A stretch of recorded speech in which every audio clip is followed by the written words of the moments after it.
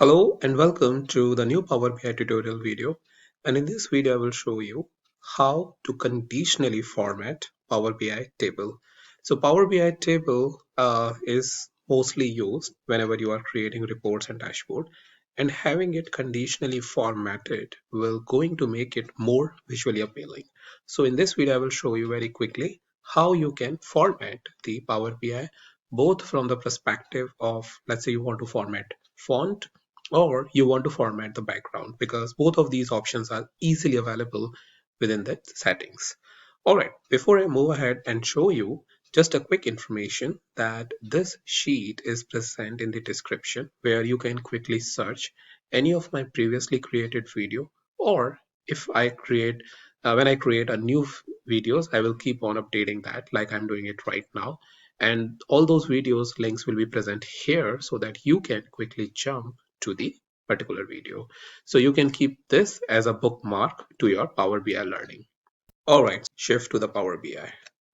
So here we are within the Power BI, and previously I have shown you how you can add these labels, or sorry, these bars. So I will go into the sales, and what I will going to do is I will going to remove data bars. So now the data bars are removed so that we can easily set the formatting. So I'll again go there in the conditional formatting. Let's change the background color. So you will see that background color format style is gradient. So I will change this to rules because we can specify clearly the rules over here based on sum of sales and sum.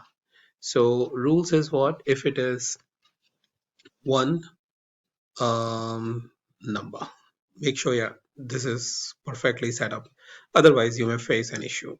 So if it is 1 to, let's say, 100,000 then it is red, and we will add a new rule.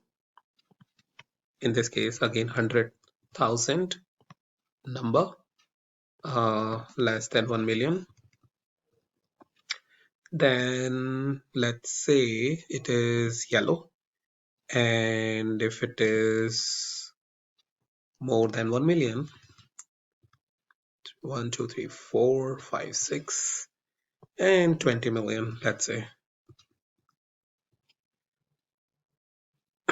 Then, oh sorry, it's 2 million basically. So anywhere between 1 million and 2 million. So it is 1 million. Just want to capture that. Yeah, 1 million and 2 million. Then it should be, let's say, blue,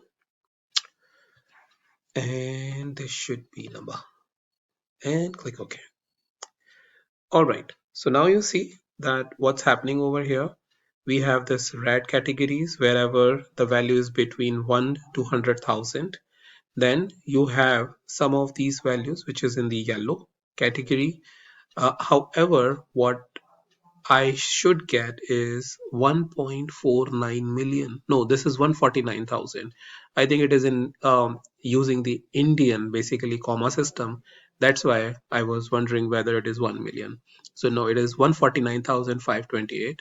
So it is following the rules correctly. So to get an impact, again, what we can do is adjust our rules a little bit.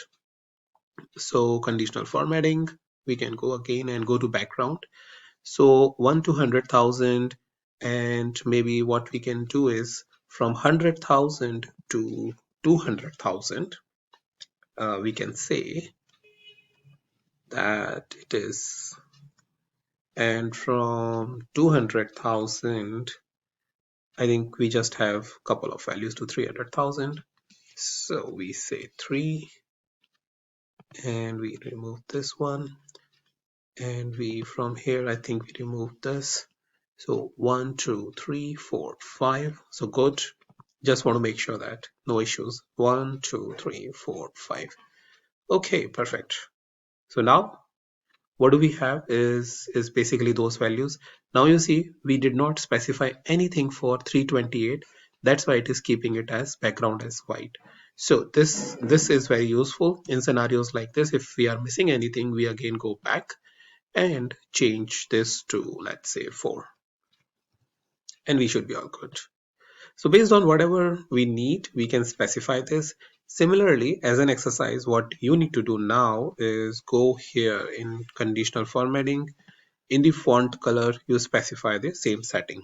You need to apply the similar type of settings like for with using the rules, all those rules which I mentioned, and change the font color. So that way you can then practice the formatting of the background or the formatting of the font based on the needs that is arising. So that's about it, and I'll meet you in the next video with a new topic.